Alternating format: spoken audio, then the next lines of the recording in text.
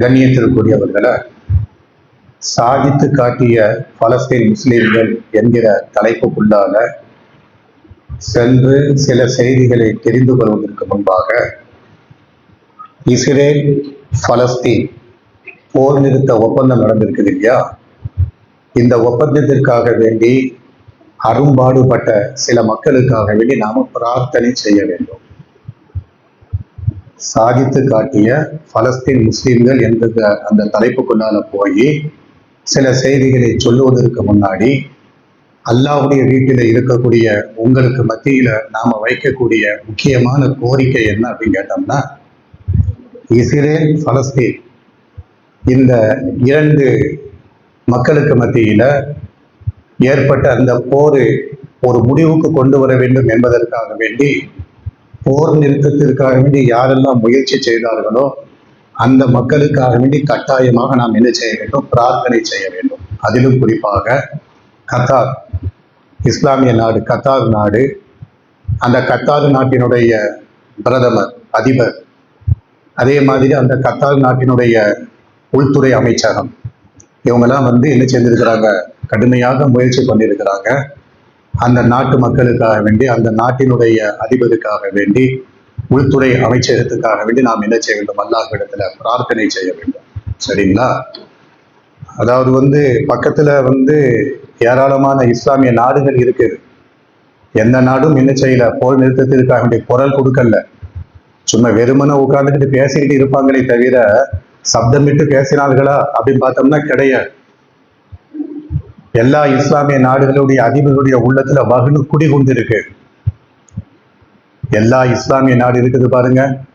பக்கத்துல இருக்கக்கூடிய துபாய், பக்கத்துல இருக்கக்கூடிய அபுதாபி, அதே மாதிரி பக்கத்துல இருக்கக்கூடிய சண்டித்தனம் பண்ணக்கூடிய சவுதியா, எல்லா அதிபர்களுடைய உள்ளத்திலேயும் என்ன குடி கொண்டிருக்குது?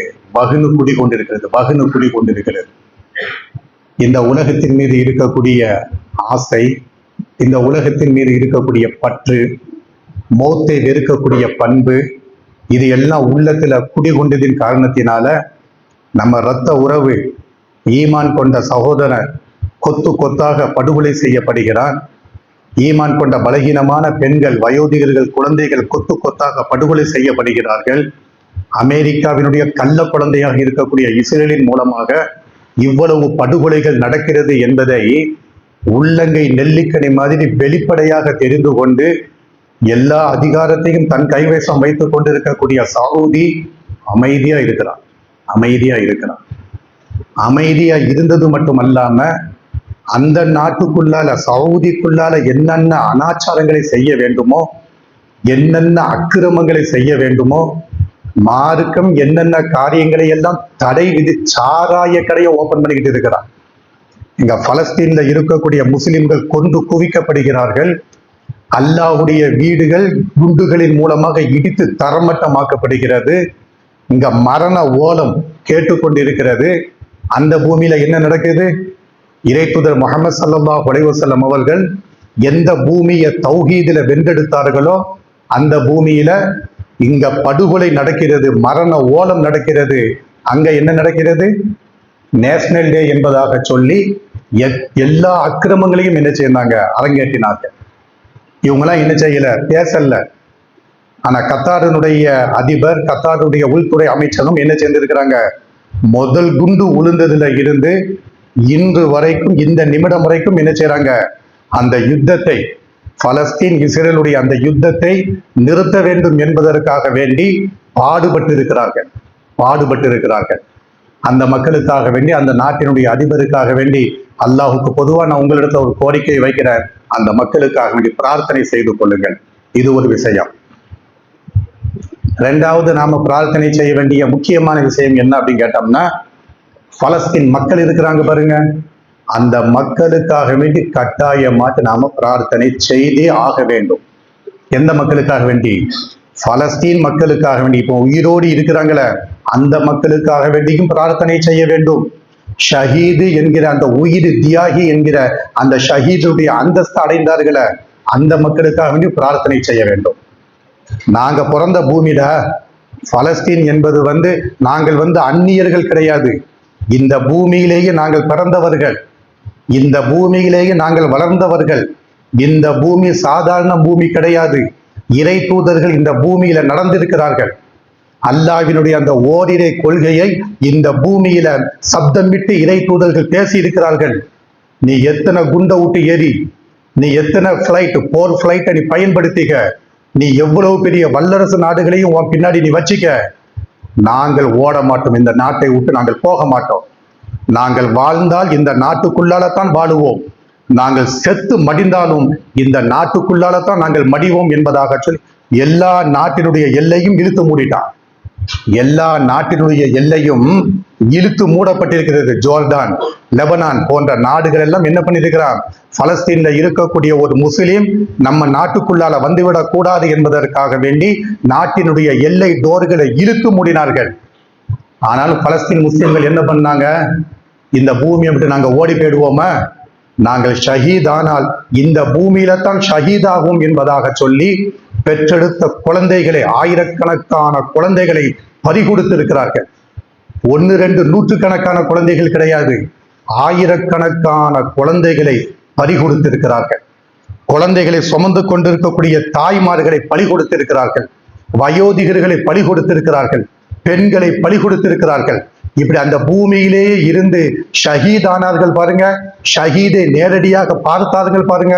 அந்த மக்களுக்காக வேண்டி கட்டாயமாட்டு நாம எல்லோரும் பிரார்த்தனை செய்தே ஆக வேண்டும்.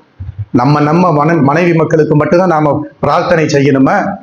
நம்ம ரத்த உறவுகளுக்கு மட்டும்தான் நாம பிரார்த்தனை செய்யணுமா? கிடையாது.